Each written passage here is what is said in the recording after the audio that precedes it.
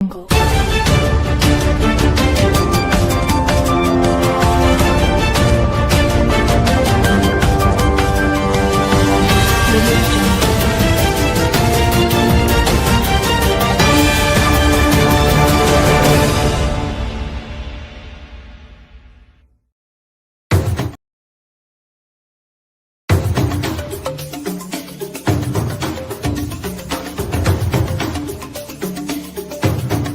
Kutoka vijijini, mijini hadi jijini.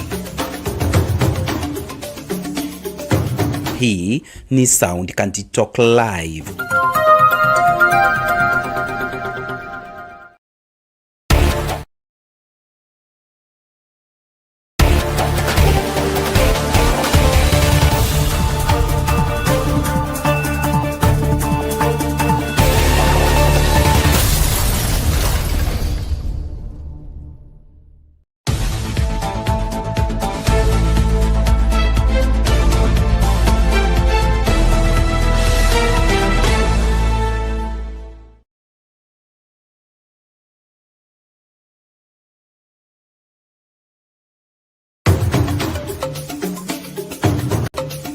At Sound Candy Talk, we provide live UHD broadcasting for church services, talk shows and podcasts, weddings, live bands, products and services launches, webinars and trainings, Zoom meetings, conferences, seminars, exhibitions, and virtual concerts.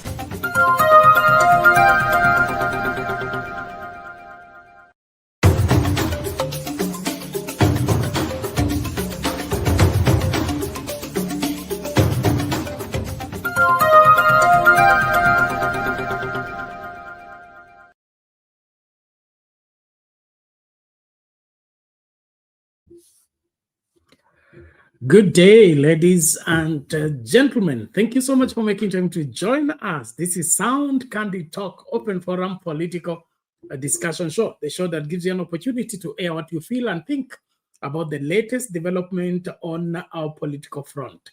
Well, Nairobi is in trouble. There is a gang that is out there robbing and terrorizing Nairobians in broad day light. Now, this is something that is alarming in the sense that we are the city in the sun, and then, of course, we are in a critical place where the security of the city is a need that cannot be compromised, putting in consideration that we are a tourism attraction center. We pride in hosting different national, international, of course, conferences, and therefore people jetting in and out of Nairobi is the norm of the day and is what really makes the Nairobi to tick. And of course, the collection of the revenue, as well as majority of the operatives of this great country are run from the capital, Nairobi. Now, if the capital is invaded by a gang that is terrorizing Nairobians, then you can come to a conclusion that we are not doing well at all. And this is something that I find very disturbing, because listening to Murkomen, the interior minister, you end up with a heartbreak, to say the least, because he seems to either lost or he thinks that the security of a nation is something to joke with.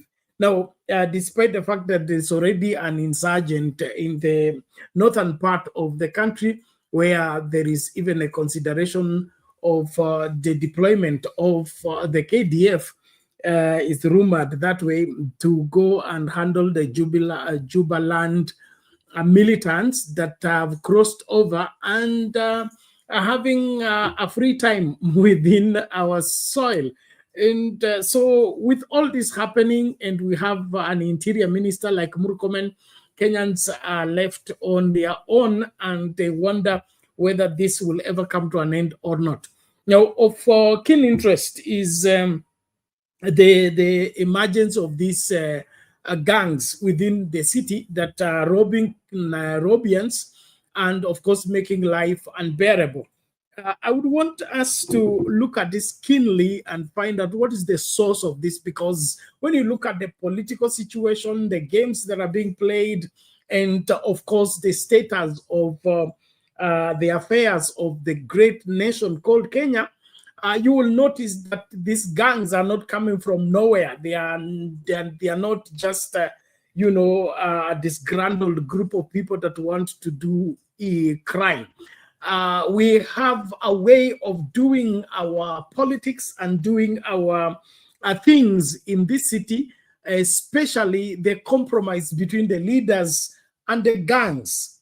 And then, of course, you remember during the Gen Z protest and the anniversary of the same, that the government hires gangs to come and disrupt the peaceful protesters. And so when there has been a collaboration between criminals and government is hiring criminals to defend that government, and then you begin now to understand what is making these gangs bold to be able to attack people in broad daylight and, of course, rob them of their valuables. And so what are we dealing with here, and how do we handle it in a way that it will be able to be arrested in good time?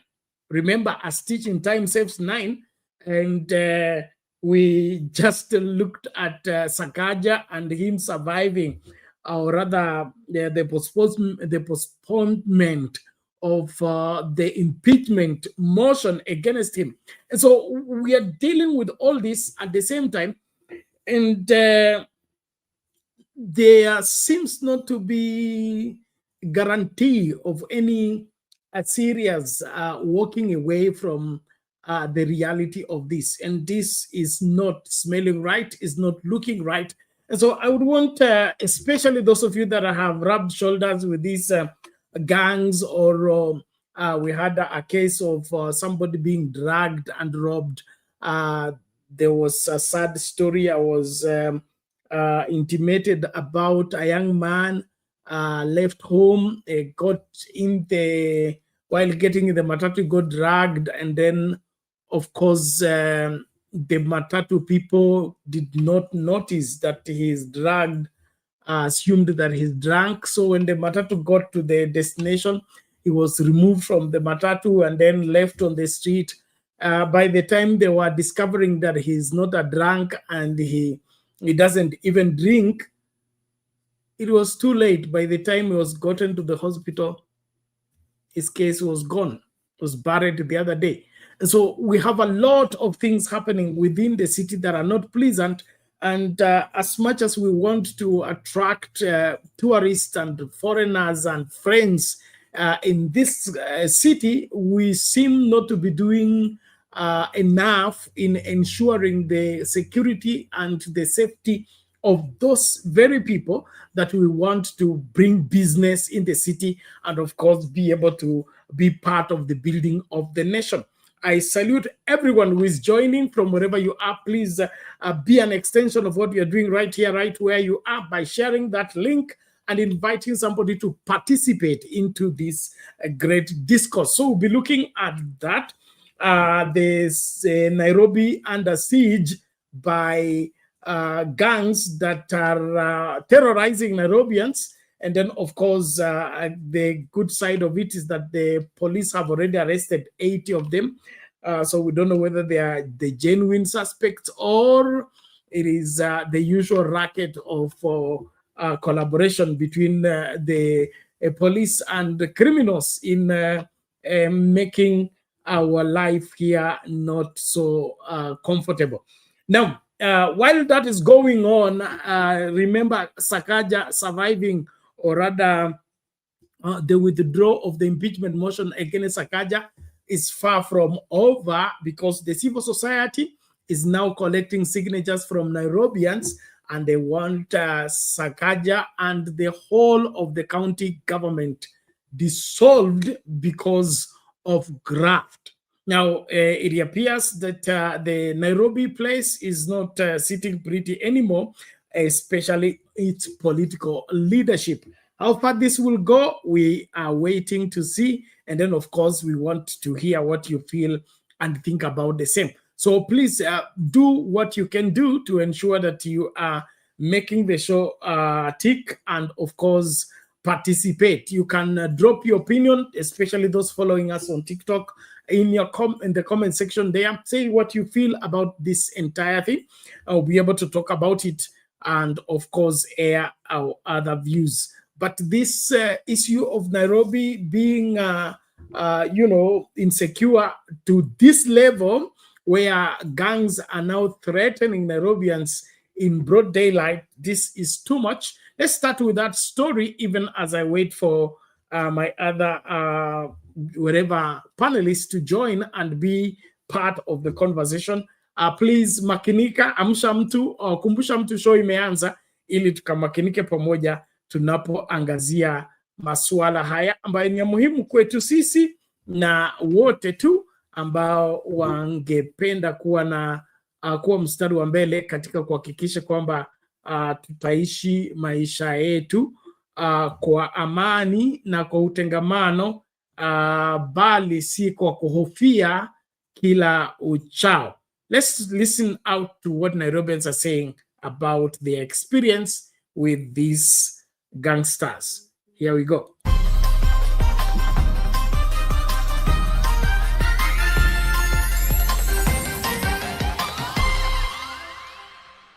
Welcome to the broadcast. Our sign language interpreter is Pretty Janet, and I am Ashley Mazuri. Thanks for making time. I'm Jesse Rogers. Let's get you informed. To our top story, where Nairobi residents are raising alarm over a surge in violent crime within the central business district, where a terror gang calling itself Devil's Breath has reportedly been operating with impunity for over a month. Victims allege that the gang uses a cocktail of drugs and even human feces to subdue and rob unsuspecting passers-by. Now, despite numerous reports, residents claim that police response has been poor, if not forthcoming. KTN's Lennox Sengre starts us off.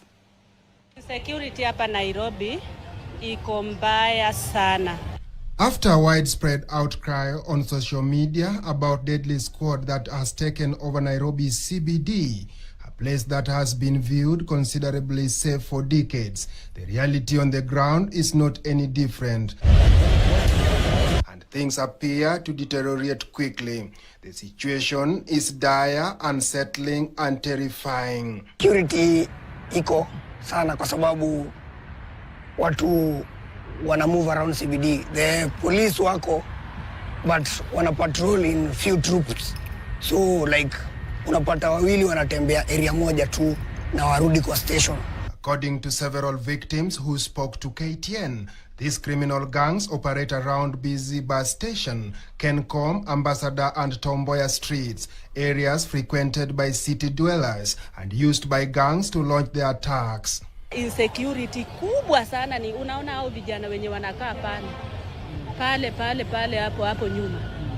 Hao hata sio chokora.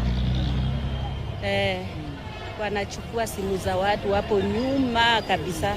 Hapo nyuma hao watu wenye wanakaa hapa hivi, saa zingine unaweza kuwa umechoka, umetoka job, umechoka sana. Sasa umekaa hapo urest, unapata mtu anachukuliwa simu by force. Elizabeth Oduor knows the pain too well. Her handbag was snatched, and on different days, 4 phones were stolen. She says screaming for help rarely works. Hata ukiona tu muizi hapa unapiga nduru eti muizi unaibiwa. Hakuna mtu anakusaidia, maaskari wako usaidiwi, watu wako usaidiwi. Victims say the gangs first instill fear by intimidating them, sometimes by smearing human waste to force them to surrender and then pounce. Ukitolewa tu hivi maafisa unajua upakwe mafi na una nguo ingine utatembea kwa uchi tao.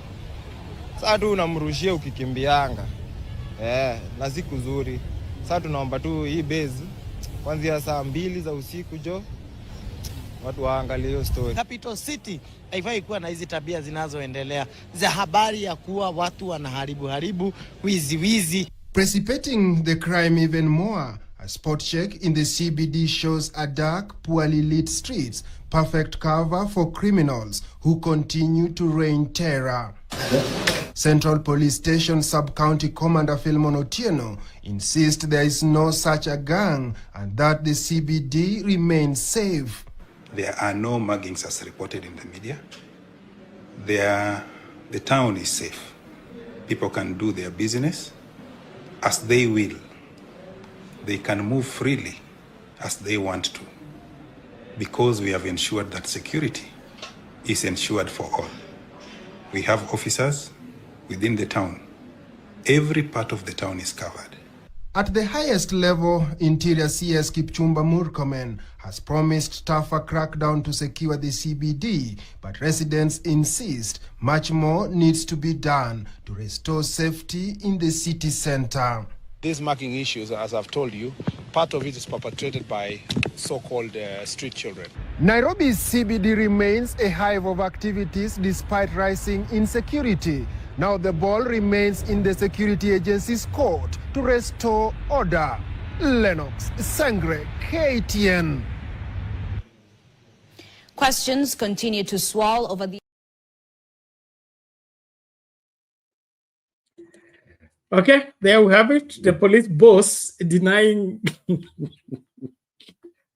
the existence of a gang in Nairobi, while the residents of Nairobi are airing their bad experience in the hands of this particular gang. So you wonder, why would a police wherever officer who is in charge of a police station confirm with confidence and, of course, surety that the city is safe? This, in my opinion, is, a clear show of one, incompetence, and then lack of seriousness in terms of ensuring the security of the city. To start with, the lighting system of the city. We can't be having dark, there is a part of the city that should not have any dark spot whatsoever. And so looking at those pictures and how the city is looking, the governor, the county assembly, as well as the security sector of the country is not doing enough to secure Nairobians. The central business district is supposed to be lit full time. And of course, the safety of the people, of the residents of Nairobi, the visitors in Nairobi, the tourists, have to be given priority, that their safety should be given a priority. And that means no light should go off without the notice and get fixed in good time. And so what we see here is a disjointed group claiming to be in charge of the city, yet they are not. And that police officer, they are talking and saying there is no gang like that. It's not that he wants us to have confidence that he's taking care of us. I mean, people are giving first-hand experience. They have lost their phones. Their bags have been snatched. There are experiences of this happening. And then you come up and say there is no gang. I mean, based on what? What informs that there is no gang? This is what we've been saying all along. The security sector of this country is not working effectively and is not proactive. Unlike during, maybe if I can remember, Moi's time, okay, there was that, aborting of crime intended to take place, but the police got the wind and got there earlier. And so things were, you felt safe because you knew the police are ahead in terms of aborting anything that is being planned against the public. But this is, Moticha kind of operation of security, where the people will die and then they will arrive there to do postmortem. This is not it. And so I would that in collaboration, the security sector, in collaboration with the county government, something needs to be done very fast, and the security of the people of Kenya has to be given priority. The jokes and the games that Murkomen is, displaying are not encouraging at all. And of course, I think people need to pick up this. The members of parliament need to pick up this and censure Murkomen for all this. We cannot entertain all these, broad daylight, and people are, for somebody to have guts of snatching somebody's phone on Harambe Avenue. That is the government avenue, okay? And then, of course, there is this, City Hall. That's the seat of power for the county. National Archives, that's the storage of everything about this country. So if the security is not beefed up and, secure enough in those places, what about those who are in Nyamakima, those who are in Kirinyaga Road, and the other far end of the central business district? This is serious. And so I would that we need to put in some seriousness on this, and Nairobi needs to be safe and secure. It needs to be safe and secure. Now it appears that the estates have got better lighting than the CBD. How can that be possible? That going to Buruburu is light everywhere. Going to the other parts is light everywhere. In the estate, there is light. And now the CBD is in the dark. Sakaja and your group. I see there is the man of, I can't remember his name, the Sunny, was he called? Environmentalist, the guy in charge of environment and Neymar and all that, the guy going around arresting and threatening pastors to reduce the volume of their church equipment and closing bars and all that. Is he aware that the streets are in the dark? Is he aware that Nairobians their lives are at risk because the street lights are not working? And this the kind of drama I don't tolerate in terms of when you're given a responsibility, let there be a show of a sense of responsibility, not these games of us creating content, drama. You went to close a church, you went to close a bar, you went to close a wherever club and all that. So those are the events that you want covered and you want to be known for. Yet the really job of maintaining the city, ensuring that the lighting is safe, the security is safe, and the smell of any gang is arrested in good time so that Nairobians can go out and come in safely. If that is not your focus, then you're the wrong man for the job.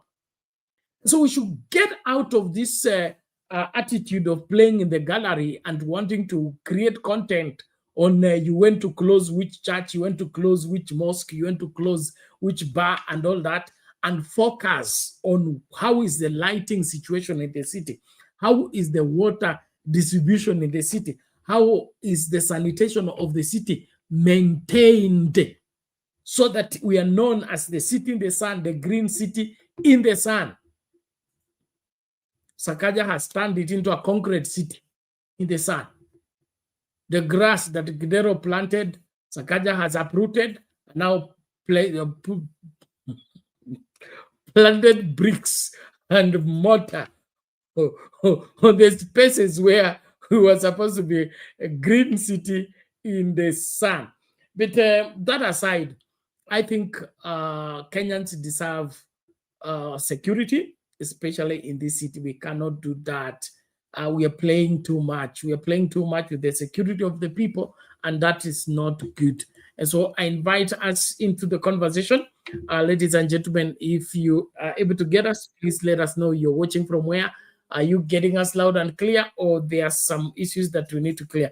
And so we'll look further on the same thing as we, just ventilate on the aspect of the security situation in Nairobi and what needs to be done in securing ourselves. Let's see how this is reported on the other side. Interior Cabinet Secretary Kipchumba Murkomen has ordered a major crackdown on muggings in Nairobi, directing security agencies to intensify operations against criminal gangs targeting unsuspecting residents. The CS says the government is concerned about the surge in violent robberies, many linked to groups posing as street children. Kenyans have taken to social media to share harrowing accounts of being ambushed and robbed in the central business district. Ode Francis has that story. Anxiety has gripped Nairobi residents after a surge of violence, robberies, attacks and intimidation in the central business district flooded social media over the past week. Kenyans have been taking to social media to share harrowing experiences at the hands of juvenile delinquents, followed, robbed in broad daylight, and in some cases threatened with knives or even harassment in shocking ways. Kimathi Street has become perilous after midnight. Napata kuna hospitali fulani imetoka na huko inakuja inarusha masindano hapa zikiwa boxed hapa kwa ile need. So napata vijana machokora fulani wakipita hapa wanapata wase wametoka pale fabu kutei. Msana kutishia na mimi nimetishiwa na. Along Moi Avenue, pedestrians walk with heightened anxiety, unsure when or where criminals might strike. Eric Okumu, a watchman, recounts how he was mugged by the gang. Last week Thursday, kitu saa 2 hivi, walikuja hapa kuna mama fulani anauzia mafuta ndege, walikuja hapa kuna mafuta ndege, wakaanza kuzua vurugu. Mimi nikaona wananiharibia kazi yangu, nikaenda kwa zuia. Wakaamua kunivamia, wakanipiga mpaka mkono, nikaibiwa na simu. Hii alama unaona hii ni kisu hii. Hii kisu ilikuwa inindunge hapa hii. Mungu akasaidia ikakata hapa. Ilikuwa mambo ya last week ile nyingine. Ukijaribu kungangana unaona? Ndio hiyo kisu. Uko na vi? Uko na visu. Utafanya aje? Unapora pesa yako na simu. Street children so walikuwa okora. So akanisimamisha. Ananiambia, "Hey rada youth. Hiyo nini umebeba hapo?" Wakaanza kunishikashika mfuko. Jamaa mmoja akasikia simu. Nikaona hapa mambo itaharibika. Like jamaa akaambia rafiki yake watoe kisu. Mwingine akaanza kumwambia ama tumpake mafi. Another danger spot targeted by these gangs is Jogoo Road, particularly the Mbotela stretch. Poor street lighting in the area creates ideal condition for criminal activities, leaving residents and commuters vulnerable after dark. Now it is at midnight. At this particular time, Nairobians are moving from town towards home, while others are moving from this area to town for work. Beside me, there are other Nairobians who are waiting to board matatus back to town. Now, with this darkness, is their security guaranteed? Several key locations, including railways roundabout, archives, Odeon, and OTC had either minimal or no police presence. Watu kama sisi tunatoka kazi usiku, unahofia maisha yako. Ukienda kufika kwa gate, kabla ufungue gate, unasikia watu wamekutokea. Around saa 10 usiku hata wala mama anaenda soko wako na shida. Victims say mobile phones, laptops and cash are the items most frequently stolen during these attacks. The criminals often work in groups, using motorcycles to make a quick getaway, even brazenly escaping in the glare of CCTV cameras across CBD. Interior Cabinet Secretary Kipchumba Murkomen has confirmed that a security operation is currently underway to tackle the rising cases of mugs in Nairobi's CBD. And even these mugging issues, as I've told you, part of it is perpetrated by so-called street children. organizing themselves in small groups with knives sometimes and attacking and suspecting citizens. That is a daily responsibility of the OCS in the police station. That's what I was telling the OCSs today. Shouldn't wait for, unless a very unique challenge that has come out of, a particular issue. But things like theft, muggings, that is a daily responsibility of the police officers within the area. Unapata serikali ikikuja haishiki hawa waizi, inakuja na tushika, si watu tunajitafutia. So tunafeel vibaya sana, unapata serikali si ndio adili na sisi baada ya kudili na hawa waizi. Ode Francis, Citizen TV, Nairobi. Okay, there you have it. Nairobians expressing their frustration and, of course, falling victim to the gang that now the police are denying its existence. And that's why I'm saying the people charged with the security of this country, security of the people of this country, are not serious about their job. We need to have a clean city. We need to have a safe city. We need to have our lives guaranteed going out and coming in. This aspect of people working so hard to get a job, and as soon as they get in the office, now they sit pretty, do nothing, and to continue earning a salary because they have job security. In my opinion, that is unacceptable. And so Murkomen should, get his boys to do what they should do and to stop the talk that he's offering us. The people need to be safe going out and coming in. And then, of course, the maintenance of the security lights has to be revamped. The Sakaja and team needs to own up this responsibility. We cannot have a city in darkness and then you claim to be governor. You run around with an entourage of vehicles causing mayhem and, of course, noise everywhere. You want to be saluted. Yet what you're doing cannot be seen. What you are saying cannot be experienced. And so, in my opinion, this is very disappointing and unbecoming. It's unbecoming because we are the capital city, for heaven's sake, which need to lead while others are following. Okay, now we are leading in crime probably. Something must happen. And so, let all the concerned parties do what they need to do, and that is get the city back in order. Get the city back in order. Let everybody play their role. The street families, those people, Murkomen is talking about street families. I mean, they cannot exist on their own by themselves. The government need to be in charge. The government being in charge means should know where are the street families, what goes on with those street families, and how can they be managed where they are. If they are causing a security threat, then they should be dealt with, not for Murkomen to call a conference, a press conference to tell us that it's a normal thing for muggings to take place and the police should know that. Let there be a serious intervention in this matter. We need our city back and we need our safety in place. And all the people charged with that responsibility, let us see things happening. And that police officer talking about there are no gang, he should have already been shown the door. Yes, he should have already been shown the door because you can't be the head of the central police station and people are being mugged and robbed in the central wherever business district, and you deny the existence of a gang. That means you're part of that gang. It means you are covering for the gang. And so Murkomen needs to, up the game and ensure our security, or, let Nairobians defend themselves. And I don't think you will like that if it ends up there. Ladies and gentlemen, asante sana kwa kujiunga nasi. Naomba tafadhali kama una maoni yalete mapema. Usingoje wakati tunafungasha ndio unakuja.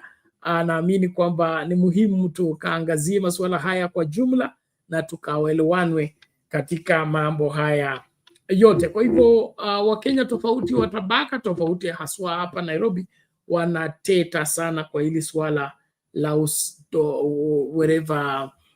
kudorora kwa usalama wao. na hiyo haikai vizuri, haionekani vizuri, na hatuwezi kuendelea kuvumilia mambo kama hayo. Bring in the other video and then we switch gears as we look for more signatures to ensure that Sakaja and the team are gotten rid of from the office. Wakazi wa Nairobi wanateta. Hebu tusikilize. Pamoja na mchanga pia. Ken Gashuhi, KTN. Naam, turejee hapa Nairobi. Wakazi wa jiji la Nairobi sasa wanaishi kwa hofu kufuatia ripoti za kuwapo kwa kundi hatari la majambazi linalotekeleza wizi mchana peupe katikati mwa jiji la Nairobi. Baadhi ya waathiriwa waliozungumza na runinga ya KTN wanasema kwamba majambazi hao hutumia mbinu zisizo za kawaida, ikiwemo kutumia kinyesi kuwashtua wananchi kabla ya kuwaibia hadharani. Mwanahabari wetu Lennox Sengre na taarifa hiyo kuhusu hali ya usalama katikati mwa jiji la Nairobi. Insecurity hapa Nairobi iko mbaya sana. Kwa muda wa miezi kadhaa sasa, mitandao ya kijamii imejaa vilio na lawama kutoka kwa wakazi wa jiji la Nairobi, wakielezea kusumbuliwa na magenge sugu ya wahalifu wanaoendesha shughuli huo mchana peupe. Kwa mujibu wa waathiriwa, wahalifu hao wanaendesha shughuli zao haramu katika maeneo ya kuegesha magari katikati mwa jiji. Maeneo yanayotumiwa sana na wahalifu hao ni Kencom, Ambassador na Moi Avenue karibu na Archives, maeneo yenye misongamano mikubwa ya watu na shughuli nyingi. Elizabeth Oduor anatusimulia mkasa aliopitia. Anasimulia jinsi alivyovamiwa na kunyang'anywa mali yake mchana peupe. Anasema alipiga nduru ili kutaka aokolewe na wananchi waliokuwa karibu. Hakupata usaidizi wowote. Kuna venye mtu alikata bagi yangu kama natembea, na sikujua imekatwa aje, na nilikuwa natembea na watu, na hata hao watu sijui hawakuona, sijui ilikuwaje. Sasa mimi kufika country bus najikuta sina simu, sina ID. Hata ukiona tu muizi hapa unapiga nduru eti muizi unaibiwa, hakuna mtu anakusaidia. Maaskari wako usaidiwi, watu wako usaidiwi. Mbali na Elizabeth Ndege Vinalis, naye ni mwathiriwa mwingine. Anasimulia vile wezi hao hutumia kinyesi kuwapambaza waathiriwa kabla ya kuwapora. Mzee amekutolea shonde. Shonde ni, si unajua shonde? Shonde ni ile haja kubwa. Sasa mzee anakutolea, kwanza iko moto. Mzee anaitoa hivi anakuonyesha, hadi anakuambia kambao. Sasa Pito City haifai kuwa na hizi tabia zinazoendelea za habari ya kuwa watu wanaharibu wizi. Wakazi pia wanalalamikia giza katika baadhi ya barabara kuu katikati ya jiji, wakihofia huenda giza hilo linaboresha mazingira ya kutekeleza uhalifu. Mkuu wa kituo cha polisi cha Central Philemon Otieno ameiambia KTN kuwa jiji la Nairobi lina usalama wa kutosha. There are no muggings as reported in the media. The town is safe. People can do their business as they will. They can move freely as they want to, because we have ensured that security is ensured for all. Licha ya kukosekana kwa usalama jijini Nairobi, bado biashara imenoga, lakini kwa sasa ni jukumu la kitengo ya usalama kuhakikisha kuwa usalama umeimarishwa. Lennox Sengre, runinga ya KTN. Na mtazamaji, kwa taarifa hiyo kuhusu usalama hapa jijini Nairobi ndipo nachukua pumziko fupi, nitarejea baadaye na taarifa zaidi. Endelea kuitazama KTN.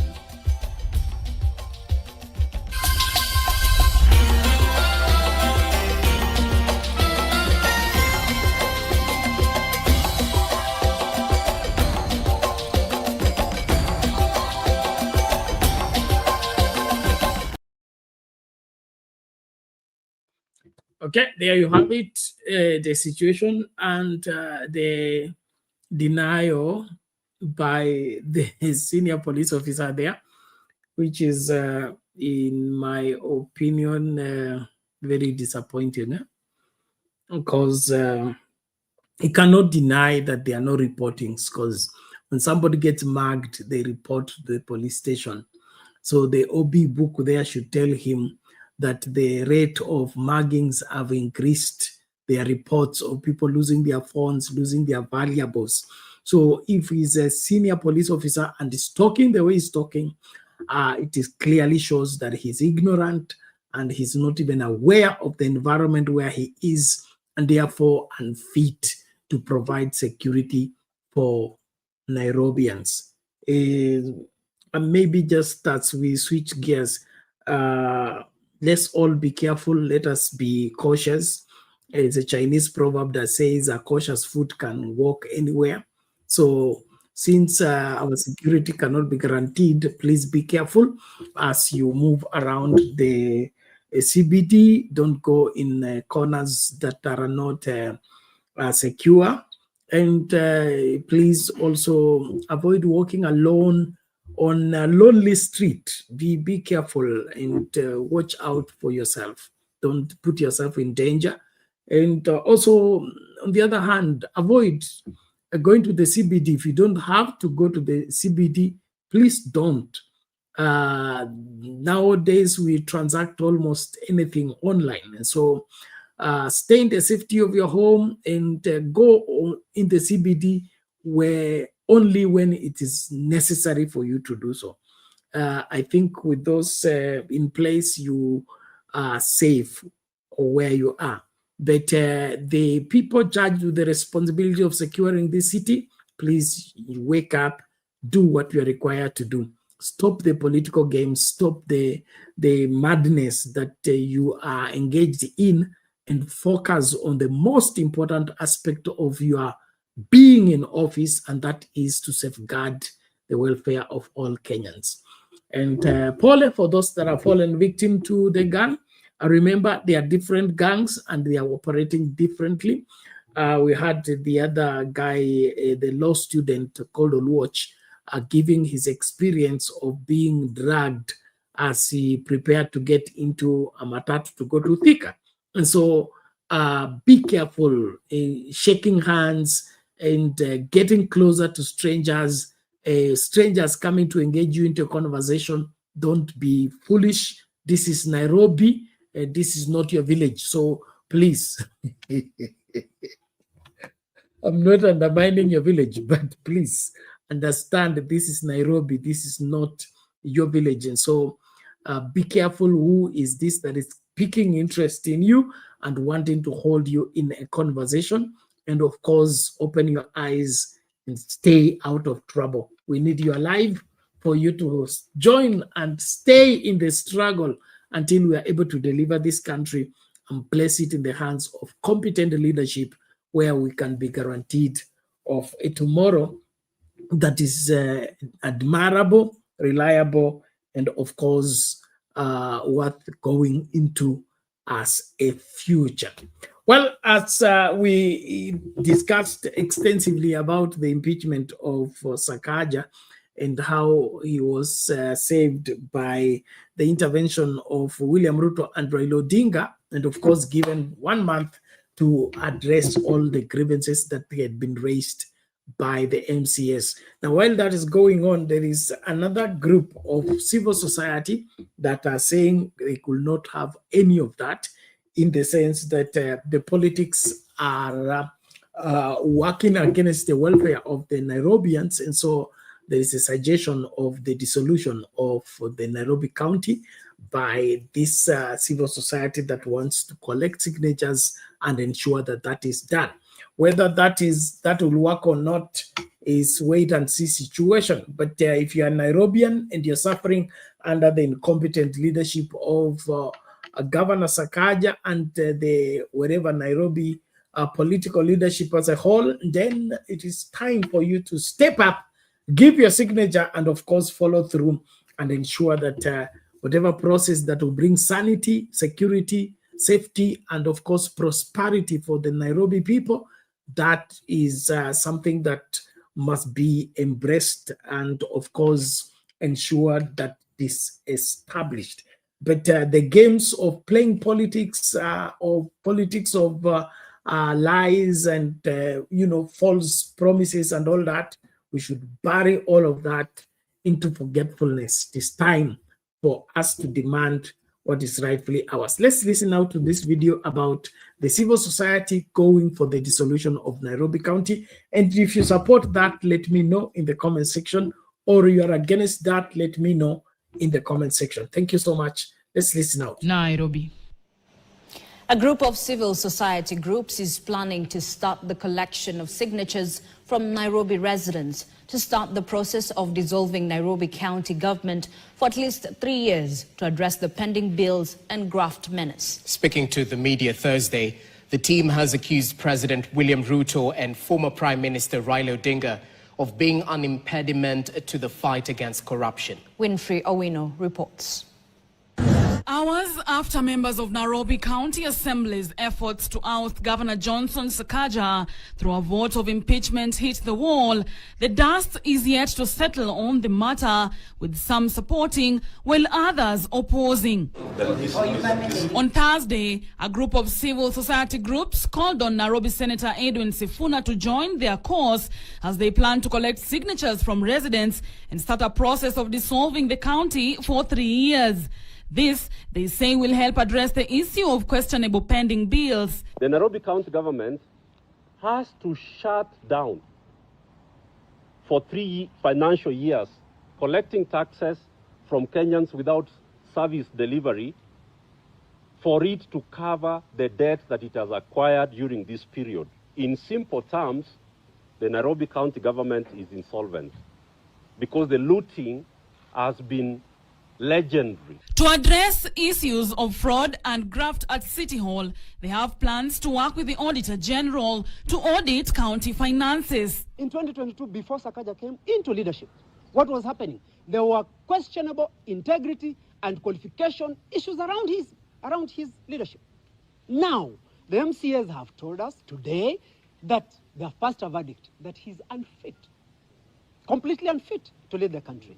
But you cannot ask us here now, how many signatures do you need? This is actually a tact used by politicians to ensure that now you will see delegations of people from Meru, from Kisii, from Coast, from Luo Nyanza or whatever, going to State House, so that there is division of those numbers and told, do not append your signature here, so that we deny these people one person. Meanwhile, a section of leaders within Nairobi have called out Sakaja for unresponsiveness to issues affecting his electorate, terming the flop of his ouster bid as a second chance to deliver to the people. This is an opportunity for the governor. The 60-day window, which has already started, for him to be able to use that opportunity to address the issues that the MCAs had also raised. Part of that dialogue, testing our constitution, testing the things we put in it in 2010 is part of what the MCAs were trying to do yesterday. We cannot afford to have leadership wrangles or tension in Nairobi. Don't drive us there, Sakaja, because the MCAs are mandated by the constitution to impeach you. They have every right to do that. But we want to commend our leadership, that is the president and Right Honorable Raila Odinga, for taking leadership, because they foresaw what can happen in the event there occurs a vacuum in the leadership of Nairobi. And that is why they sat the MCAs down to avert a crisis, a leadership crisis in Nairobi. Sakaja's impeachment bid flopped after President William Ruto and former Prime Minister Raila Odinga held talks with Nairobi MCAs and prevailed upon them to rescind their decision. Winfrey Owino, KTN. To a disturbing story now, where post-mortem on the body of the late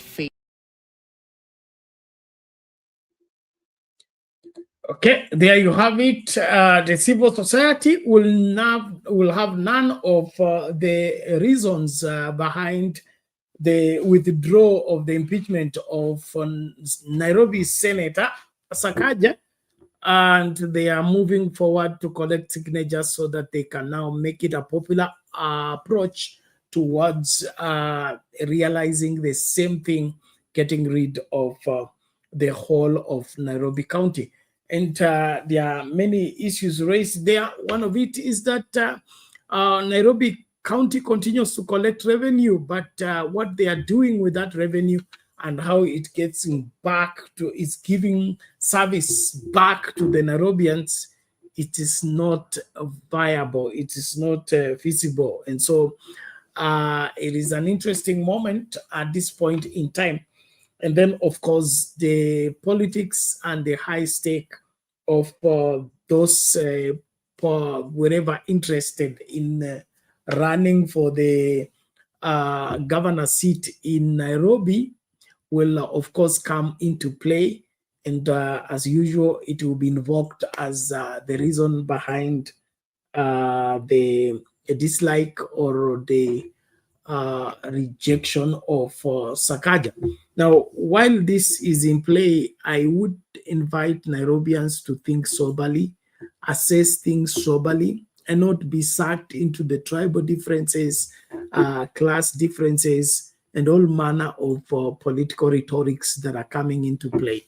I think this city deserves the best, and of course, it is not in any way having deficiency of the best to lead the city. And so we should, as a Kenyan, take lessons, take stock, and ensure that we are only electing viable people, faithful people, integrous people into the public office. What we've been treated to, it's unacceptable.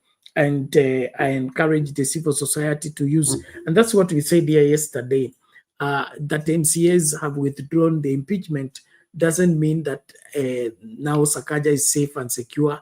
Nothing can go wrong with what he is saying or doing. This is one of the avenues, the public approach towards getting rid of him, collecting signatures and making them, presented and the case be heard. So let's keep the fire and keep the pressure on until we get Nairobi in its proper positioning.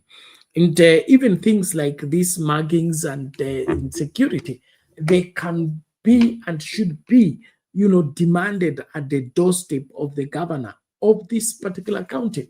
And so nobody should be joking around when it comes to safeguard what is the public good. And so it's interesting time to witness all this. And I pray that as we engage, we will come to a place where we see these things for what they are and demand what is required. So I really want to encourage all residents of Nairobi. Let us not be easily deceived and easily drawn into a fight that is not ours. That means that our ensuring that our city is well managed, and of course the leaders are doing what is right. We shouldn't in any way try to defend evil. We shouldn't in any way try to defend corruption or defend what is unacceptable. I really am for a free Kenya. I'm free for a Kenya for all Kenyans. But that Kenya for all Kenyans can only be realized within the framework of the Constitution, and when we let the Constitution lead the way, even as we demand whatever it is that we are demanding. So I support the aspect of if the MCS don't want to do the job, so let the civil society lead the way. And then, of course, that is also not the last resort. We also have the anti-corruption, we have the criminal justice system, we have the DCI and all that. And so I wouldn't want anybody to feel desperate and begin to despair about the city. The Constitution has provided different avenues of addressing the matters at hand. And so nobody should, sit pretty and think that everything is gone by reason of the MCS withdrawing the motion against Sakaja. It is not over until it is over. And so all the concerned parties will encourage you, please act in the interests of the people, act in the interests of the majority of the people in Nairobi, and not for your, personal comfort and personal gain. And so we are in for ensuring that this country is governed rightly, and of course this county as well. Thank you very much. I can see Reverend Lala here. Lala, how are you today? Rev, I'm well. How are you, Bernard? Doing well, thank you. Yeah, I'm just on the road, so I decided to stop a bit and join you. Yes. Mm-hmm. Yeah, you can give your views and then proceed. Okay, I've not heard what's going on, but I just have some thoughts about Nairobi. I think there are two key issues today. The civil society taking up what the MCS couldn't do against Sakaja, and there is now a resurgence of gangs in the CBD that are robbing Nairobians, or rather people on the street. And we saw also the OCBD, it was OCS of Central Police Station denying the existence of the gangs, while the Nairobians are complaining about the gang. So we are seeing a confusion and, of course, Nairobians' lives being at risk, while the people that are supposed to safeguard them are doing those, unnecessary games of blame. But Bernard, that is very worrisome. It doesn't have to be the security or no security. It's just the perception that things are not going the right way. That by itself will discourage the people. And there is no one leader will come and deliver us. It is us, the people, that comes in to deliver us. I'll give you a scenario. In the US, in a city that I live in, here was a very good city, okay? And, in the US, they are organized. A number of cities have cities within. In other words, there are different mayors within one city, but the big mayor, the metro, the one which is known. So one particular suburbs which was very crime-free, doing very well. So what happened is that a number of black families started moving in this particular suburb, okay? Because it was safer, schools were doing well. So they thought they are leaving the gang-infected part of the city to move into this particular city that is safe and secure for them and their families. But then what happened is that within a very short time, the criminal gangs started operating in those cities. Secondly, the school system began to because they are, every school has district has a record, with the particular school, how they're performing, how they're doing. School system within this particular area started going down. And the question people are asking themselves, we ask ourselves, what is really going on in these cities? Okay. What they didn't understand was that, number one, when the black folks started moving into this small white neighborhood, the whites began to move out. Okay, they started buying homes somewhere else, selling this place to the black folks. What had happened is that these people who moved out were the policemen, they were the key people that was keeping this county safe. But you see now their commitment was no longer those cities because their families had moved out of those cities, okay? So they would just come back to work, but they didn't feel connected to that community. Therefore, they didn't know what was happening. So, of course, those who are coming in who are not committed, they feel like things are good here. They're not involved as much as those who are leaving, okay? Sooner or later, they felt that the community is going down. Things are going down. And it's because people are not committed to these communities. They were not watching what's going on, coming up with the ideas. They only thought they're coming to stay in this place where the leaders are good. Okay? Leaders was same leaders, but the sense of commitment was never there. So the point of the matter here is, it is us who will do it. If my people are called by my name shall humble themselves, okay, and do the job. You don't wait for somebody else to do it for you. Whether it is civil, society or wherever, it is the Nairobians themselves. We must demand that which is right. Okay, we must ask questions that the constitution be followed, because the key, as we talked about yesterday, it's not a matter of just getting Sakaja out there, things going to be fine. We have done that and we see things get worse. Look at the mayors we talked about, or the governors.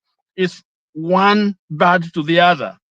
Now people are crying for Kidero. Okay, others are probably crying for Sonko. I don't know what's going on here. Sakaja is not performing well.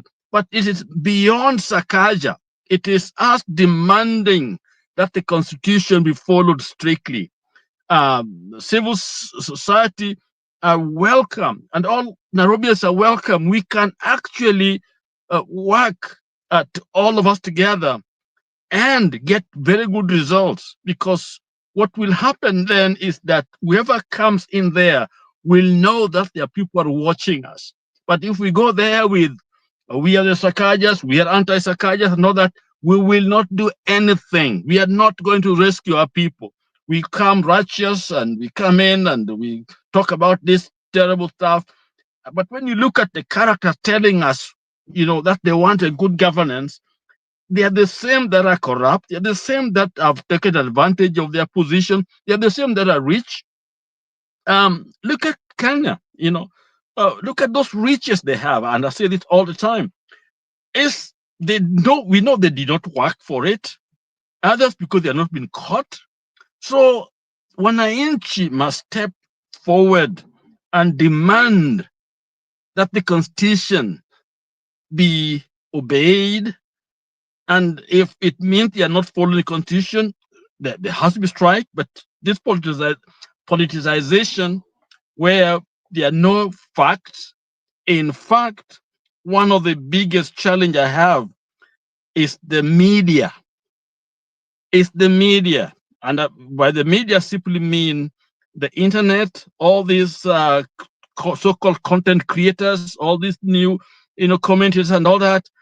Many of them are just focused on rumors.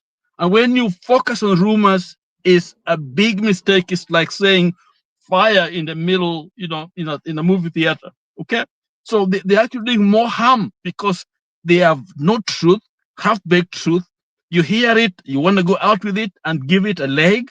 So we are not different. Okay?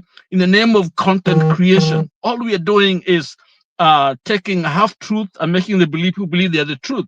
So when the truth comes, people do not know what truth really is. The truth is that it is all of us to be able to ask those questions. Don't wait for somebody else to come from outside to do it for you. If you know it's wrong, it's wrong. Stand on it. Don't say it is wrong. If you know something is going on and you're waiting for somebody, then in 2 years, that's when you start shouting. Somebody's coming in the name of saving us, in the Gachagwas and others, you call them. It is a big mistake. So I really put the blame on us as Kenyans. Let us do it. And you know what? We will attract the same kind of leadership because we look at leaders the way we did when our great grandfathers and our cultures, used to do it. They used to look for people with impeccable character to be able to lead and guide. So, to me, I think I think whether it is the crime increasing, is already the atmosphere is ripe for that. Whether it's a small crime or a big crime or less crime or no crime at all, but in the mind of people, they know something is wrong. And when you know something is wrong, okay, there's an alarm, and so a small thing can be magnified. when it's actually small. And even big things may not even be realized, that big stuff are going on in a more negative way. All we're thinking about is that is not safe. So I really, really, really pray that one day we will look for character at the top. Character at the top. Somebody like Baba at the top. Somebody like Omutata at the top. Somebody like maybe a Sefuna, whatever. Somebody with the character we can look at and say, this, huyu si mwizi, huyu anapenda watu, huyu anapenda nchi yake, huyu is not a tribalist, huyu gives job, doesn't matter where you come from. Okay? So, to me, I think shida is simply sisi kama wa Kenya, sisi wananchi. I don't think it's hard to demand because we have the numbers.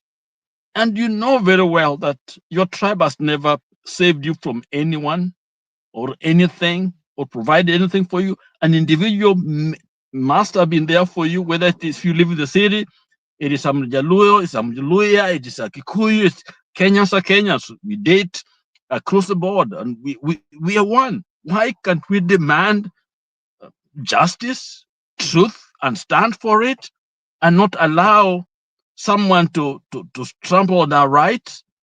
And we know they're enjoying it. We know they're eating, and we are watching. And I think it's a poor leadership at the lowest level, and of course, it's impact the highest level. So that's what I would say about those two situations.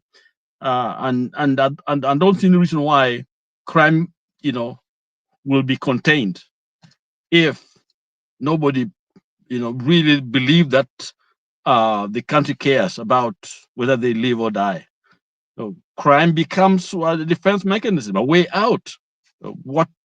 How to survive. Yeah. So that's back to you, Bernard. Okay, thank you, Reverend Lala. Maybe I should ask you this. Do you suppose that the resurgent of these gangs could be a political response to try and paint Sakaja in bad light so that the Nairobians can be angry enough to get rid of it? Because, of course, in politics, we will always find an excuse. Let me say this. I'm sorry, but let me say this. I agree 100%. There's some people that want to see Sakaja, is a failure. Okay, and they will do anything to be able to make it look that way. And there's also truth to the fact that because Sakaja is a bad example, people just don't care. They're angry, and there's a sense that maybe thieves who thought maybe things are going to get better, they see things are not getting better, so they go back to their old trade. So I believe there's a lot of truth in that. And so that's why I say the blame is on both sides. The side of Sakaja is, we know, the kind of leadership that they are presenting to Nairobi. But right now, whether they do good or bad, because of already the problem that we have, nobody believes them. And so when your credibility is at stake, you're as good as resigning. In most countries, that's what would happen. When people can't believe you, you resign. From Ruto and the rest, they resign. And resignation is a noble thing. All they need to do is to make sure the country is together, okay? Knowing that I'm resigning on principle. In fact, if Ruto resign today, I'm telling you, a lot of good will come out, okay? Will come out because people will see that the constitution is working. But as long as they don't resign, they stay there.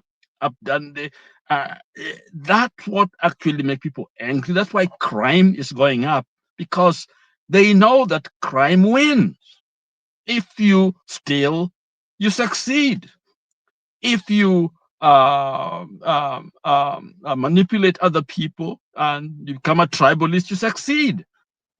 In other words, their success in Kenya is always been tribalistic. Therefore, tribal system, wins. Stealing, they look at the loot.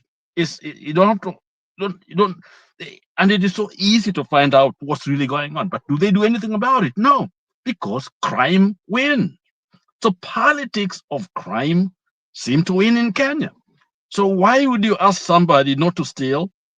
Start the crime. I'm sure crime is going up. And if it's not, people are just afraid to do it. But a lot of young people with no hope. You gotta create hope, and that's what helped Kibaki. There's nothing, very special about Kibaki's first time. It's because people had faith in the constitution that finally Moi was gone, and now we are Kenyans, and the rest of the world had a good feel of what was coming out of Kenya. Credit were made available, support, grants, and others were coming in. Kibaki was a star. They're able to go out there and they're able to get receptions, and the banks and others had very good rates for Kenya. So the country was doing well. Okay, so it is a pure perception that actually won the day for us. Right now, it is almost the opposite. Perception is not, things are not good. So you may get money, but you get dirty money coming into the country because they have a way of bringing it in, and we know that. So these are some of the factors that are there, that we need leadership that is credible, that can be believed by the people. And you see, a lot of these challenges will be resolved, including the crime that is going on in Nairobi. So sometimes people wonder, why should we get rid of, Sakaja if Ruto is still there?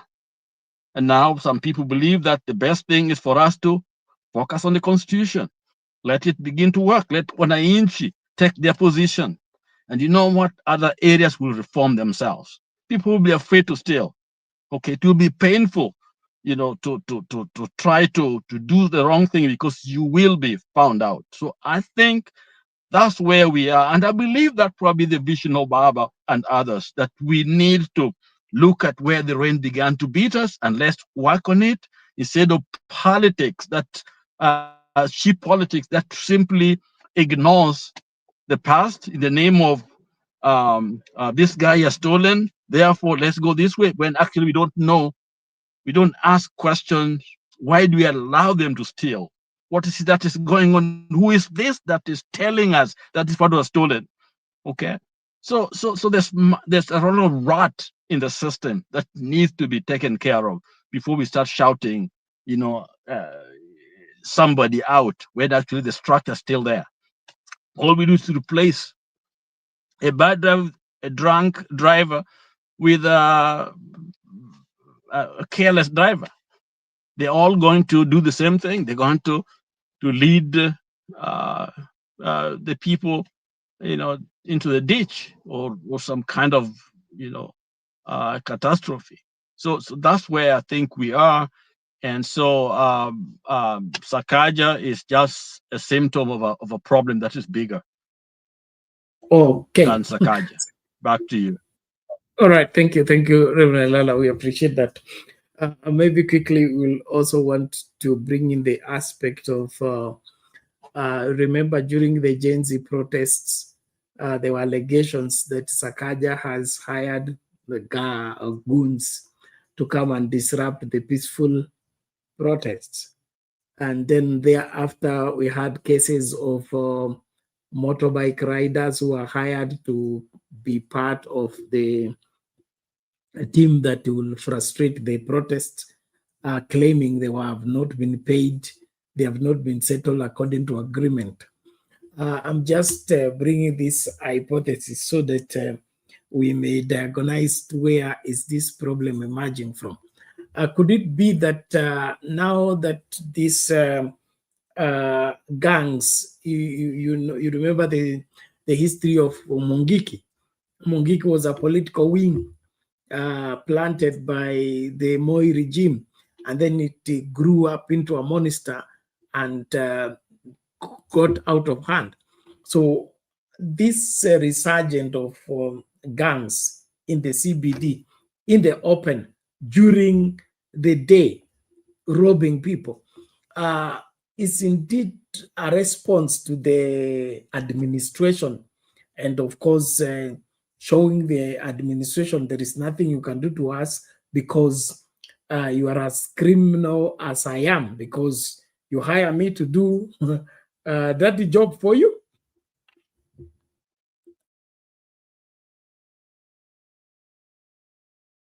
Lala, unmute.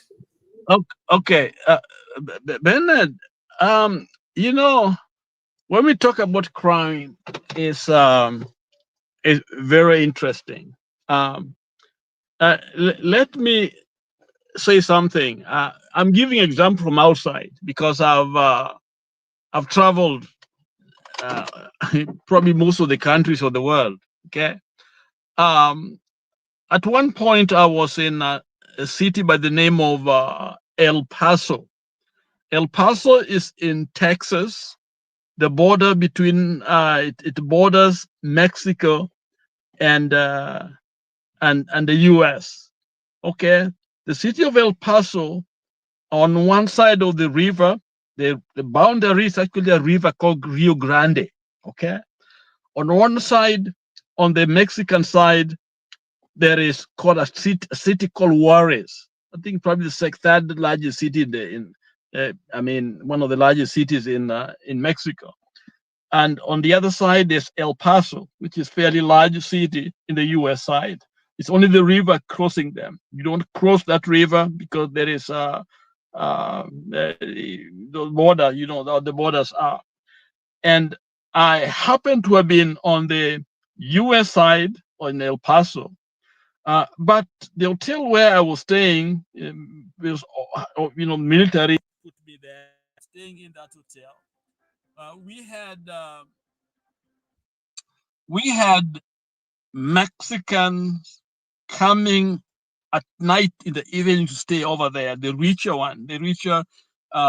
people from Mexico would come and stay over there, because at that time Juarez was the deadliest, crime-ridden, the most dangerous. More people die in that city more than anywhere in the world. It was known. They would find heads of people in the morning.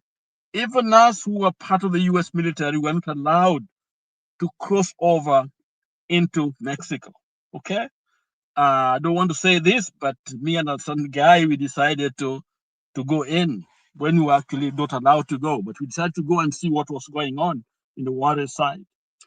And but when we kind of interviewed a well-known Mexican guy who is an American, who's a professor there, and he told us the reason why there was that problem in Juarez was because of crime related to the gangs, okay? The cartels, the drug barons.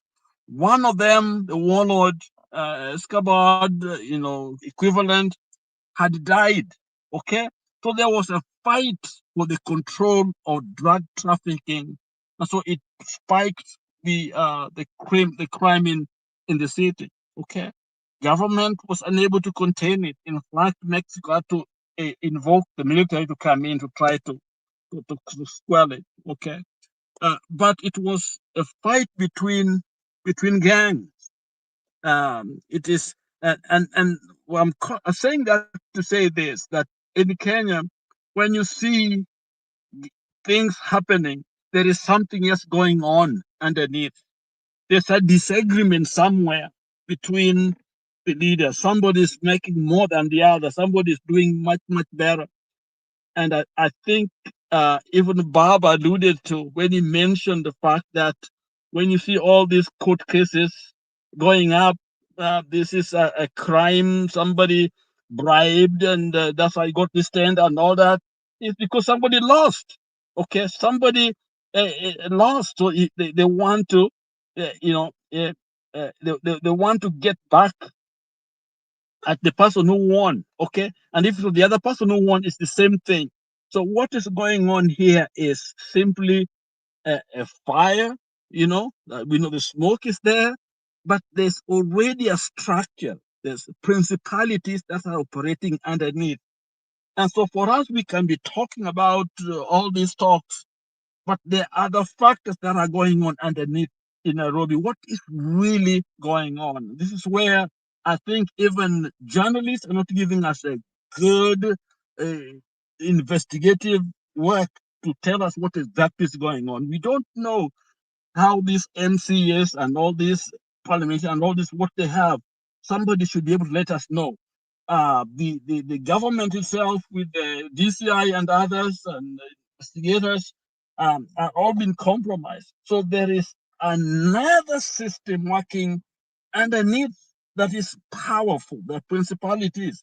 That's where the problem is for Kenyans. So as we talk here, discuss these challenges, we must be aware that there's much more that meets the eye. Okay, so so yes, we must talk, but let us be aware that there's something else going on. So when we see people like Sakaja's may be just a small spanner boy, who is put there, but the real characters that are behind this, and they are stronger, they're more powerful, they control systems, they can create and safety challenges in the city, and so when we talk Sakaja man did the Sakaja, I don't even know that is just Sakaja alone. If not, there are other people going on, other things going on underneath. And that's part of the reason why, for worries, the bloody government, because things were so bad for the country, they had to bring the military because they couldn't trust, that things could be done in that particular city of worries. Okay, so I think Kenyans must be aware. Let's be very much conscious and ask those questions. Is there something more than just Sakaja, or is it structures that are very tribal, very dark, that are trying to keep the control of the system? Okay, these are some of the factors that I think we need to ask ourselves as Kenyans. When we talk about people like Sakaja. Okay, people like Sakaja, yes, they need to be gone. Yes, they need to be gone. Okay, because there are better people who can do the job. But the question is that if you bring a better person and the structure is still the same, I'm telling you, that person will not succeed. They'll just become failures because nobody touches the real system that is controlling all the other systems that we see. Back to you, Bernard. All right, thank you so much, Reverend Rala. We appreciate that insight. Ladies and gentlemen, as we begin to wrap up, we encourage you to continue sharing the video. Like it, thumbs up huko kwa TikTok ni kama zimekwama. Naomba tafadhali like hiyo video tunapoanza kutamatisha. We can't help but look also into the CBD and the problems from the tribal perspective. Let's listen out to this video and then get back to break that down, alafu tufungashe.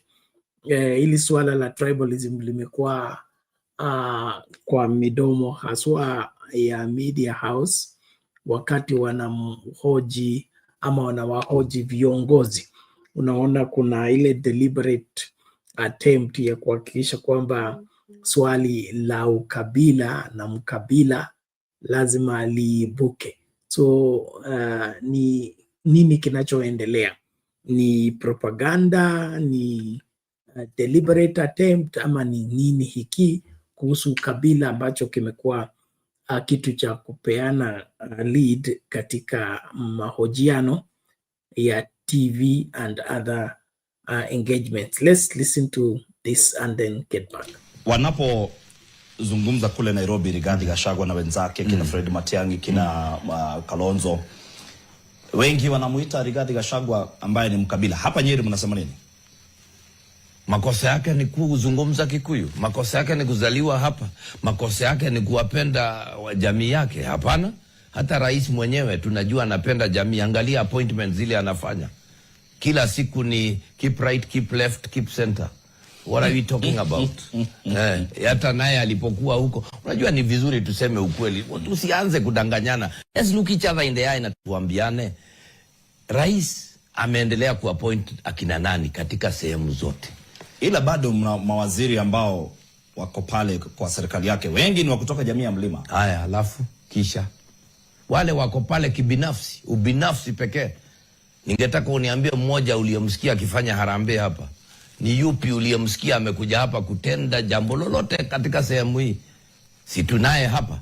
Umemsikia popote akifanya? Waziri wa kilimo ni wa hapa. Amefanya nini hapa ambacho unaweza kutueleza? Hamna. Utatueleza.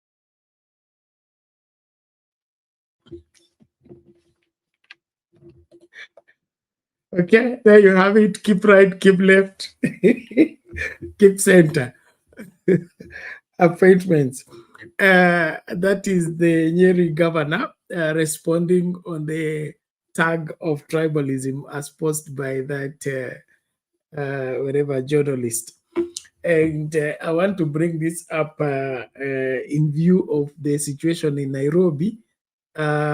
Remember, there was an altercation between Sakaja and Gachagua on the issue of moving hawkers from the CBD and taking them to Kangundo Road and things like that. And then, of course, allegations that the Kikuyu businesses are targeted and all that.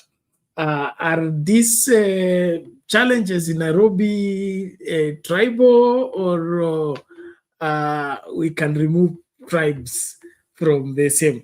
If Lala, you're still there, you could give your response shortly. Bernard, you know, I concur with the governor. The governor is right. Appointments follow the same trend, even though he has tried now with the whatever it is called Yopamoja government, diversified a little bit, which looks a little better than many others. Okay, so it's beginning to, but still the trend is almost still the same. Okay, resources are still same direction. And at the end of the day, it's really the top guy who decides, where things go. But when you identify so much with your own group as a top leader, to the exclusion of other places, and of course we can see there's a try. He may get maybe a C, while others were in a D, But I think the man is clearly right. Okay, and that's area that need to be addressed. But you see, Kenyans are looking at facts in comparison to where we have been. Okay, so I'm a racist, but I'm a less racist. A thief, but I'm a less of a thief. Okay, instead of saying this is the Constitution, let us go according to the Constitution. Okay, including things like CDF. CDF, those are it was good at one point, but now it should not be there. But they still will tell you the good that it's doing. Okay, and we know it is not in the Constitution. So we want to justify everything in the name of we are not as bad as these guys. So at the end of the day, we haven't moved much because we're going to use the same thing. Everyone now Ruto is the president. Then when we get a Luya or a Luo president, then they have to appoint their people. And then all they can say is that, look at, I've got more people it represents my appointment has Kenya face in it. But when you look deeper, the power still in one place. So these are things that Kenya need to talk about and correct. And I think, to me, these are the discussions that should have been going on, especially in the so-called coalition government. How much power stays in the center, how much power goes to the tribe of a president, how much do Kenyans feel like they are part of this system, and because what we may be doing is that power stays with certain places, certain individuals, okay, and then within the tribe, there's no fairness because power is still running the same way. Nothing really has changed. And so that's why I think the whole thing needs to be an overhaul. Okay. So that's my take on it, Bernard. So thank you so much, Reverend Lala. We appreciate that. And we all, as Kenyans, let's rise up and do what is necessary in safeguarding our country and then, of course, securing its progress. The tribal blame games have been with us all along, but I look at them at times as excuses of failing to do what one ought to do in ensuring that the position you have as a leader is being engaged specifically for the well-being of the majority of the people. And running this city is not complicated. We just need people with willing hearts and, of course, determined minds in getting the job done. And we have raised many things, but the issues of security will require lighting up of the city. Of course, the police needs to up the game of patrolling and ensuring they are patrolling for the purpose of safeguarding Kenyans and not for the purpose of collecting wherever bribes and compromises from criminals. The Sakaja leadership is, it looks like he's afraid of maybe the people that are surrounding him.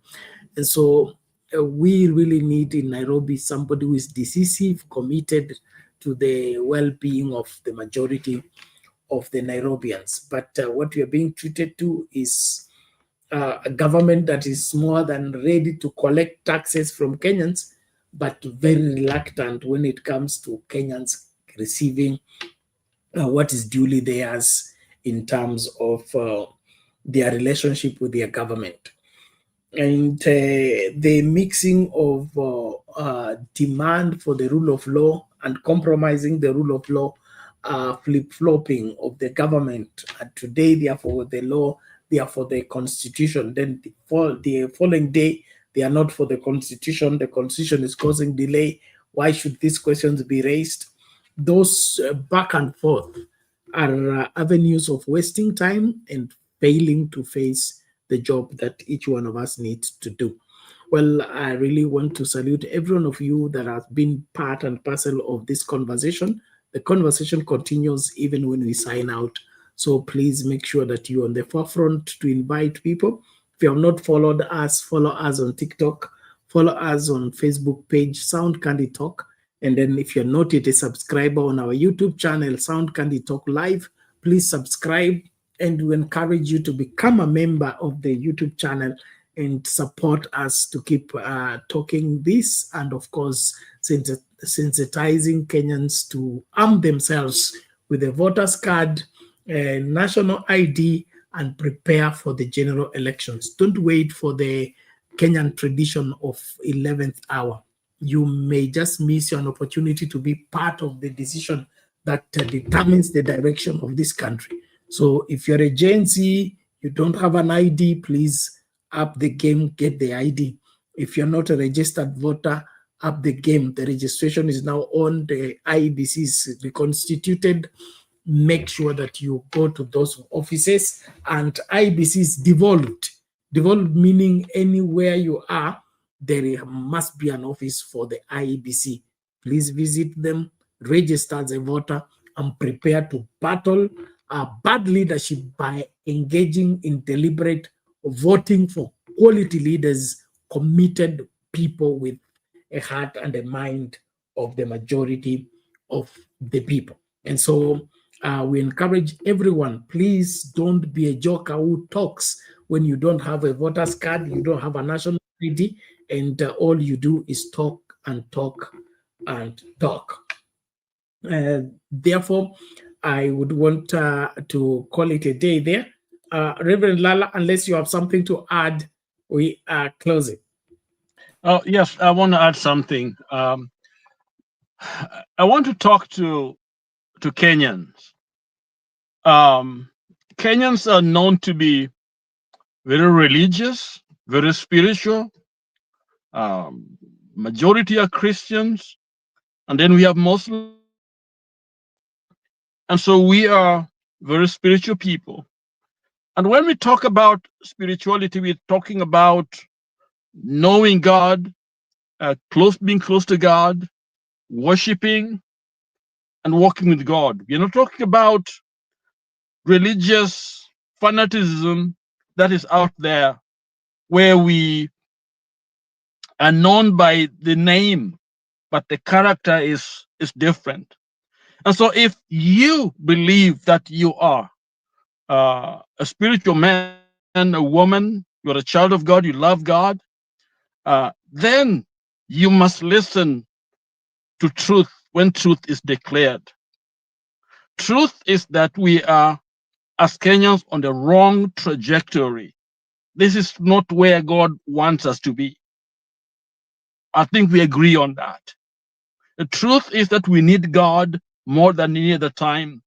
In our politics, in our homes, in our lives, we need God. That's the truth. And so if you and I believe that we are spiritual, that we have God as our source, and that God wants truth from us, then we must listen to the voice of God and step out and do the right thing. And I'm saying this, I joined this channel because I believe it was trying its best, the truth about justice, about care for each other, about support that we should give each other as a nation, that God has called us, and we are called Kenyans. We are proud to be Kenyans, okay? Wherever we are Kenyans. And it seems to me that we, in so many areas in our role. And so God often reminds us of that calling for us to stand. And I want to say this young man on this channel, I admire him, not because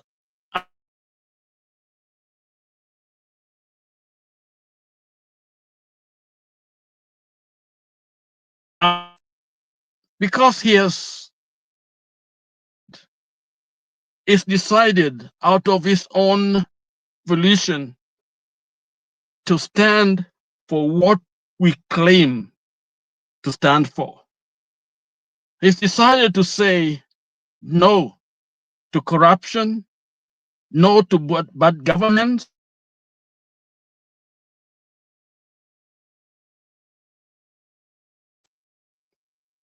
because it speaks to what I believe in. That's why I'm part of this channel. So if you are there and you don't support a channel like this one,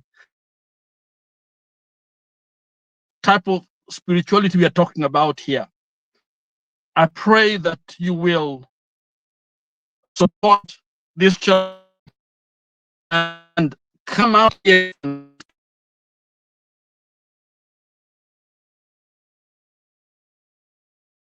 But sometimes I'm wrong. I want somebody to tell me where I'm wrong. But I challenge you to come, support this channel.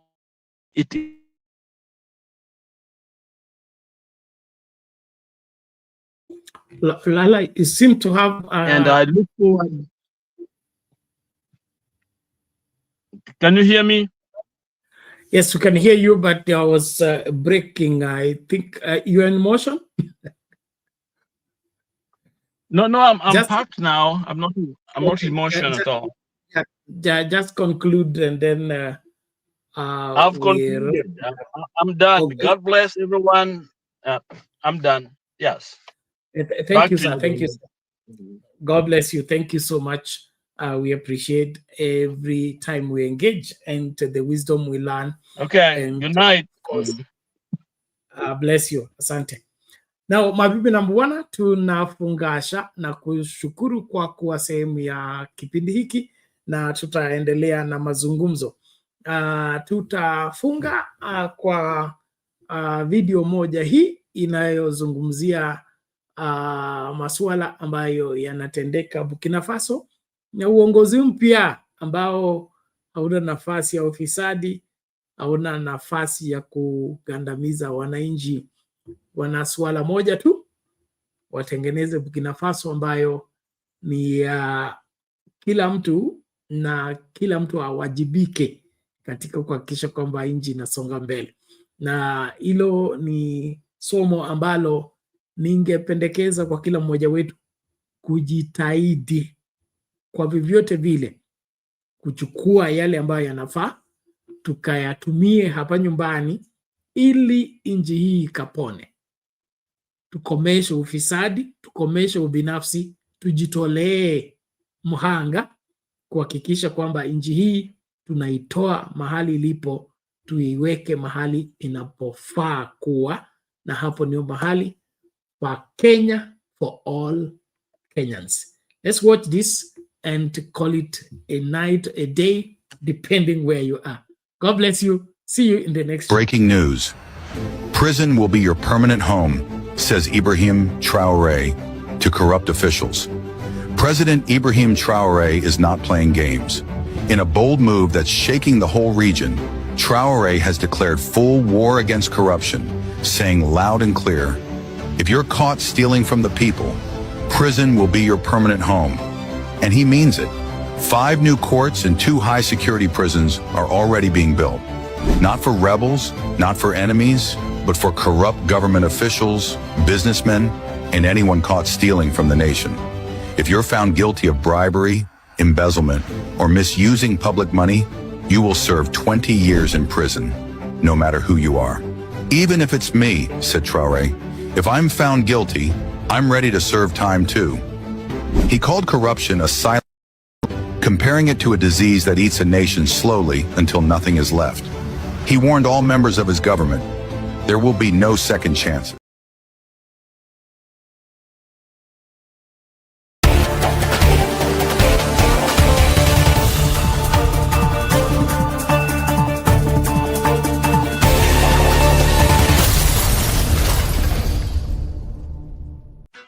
You've dreamed about the perfect wedding, the dress, the vows, the happily ever after, but let's ask the most important question. Before you say I do, are you truly ready for the lifelong commitment that comes after the honeymoon period fades?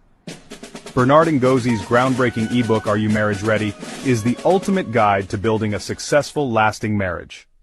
This isn't just another relationship book, it's a heart-to-heart conversation that prepares you for one of life's biggest decisions, getting married.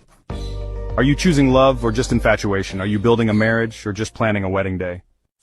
Reading this book was a game changer. I realized I wasn't as ready as I thought, but now I'm on the right path. Don't wait until it's too late. Invest in your future. Download Are You Marriage Ready today. Link in the description below. Your future spouse deserves the best. Are you ready?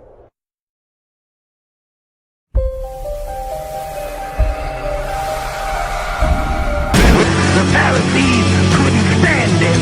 When they found out they couldn't stop him, Pilate couldn't find any fault in him. Herod couldn't kill him. Death couldn't handle him. And the grave couldn't hold him. Yeah! That's my king.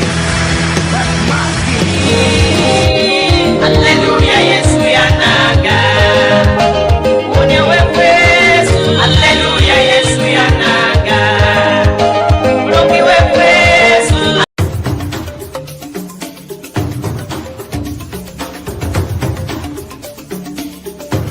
Tunazunguka kote kote mchana kutwa kukuletea taarifa na matokeo ya habari kutoka pembe zote za ulimwengu. Jioni tunaweka mduara wa kujadili taarifa hizo kwa mapana na marefu. Ungana nasi kila siku ya wiki kwenye matukio ya siku saa 2 jioni kwenye Sound Candy Talk. Matukio ya siku, makao makuu ya habari kuu ya siku.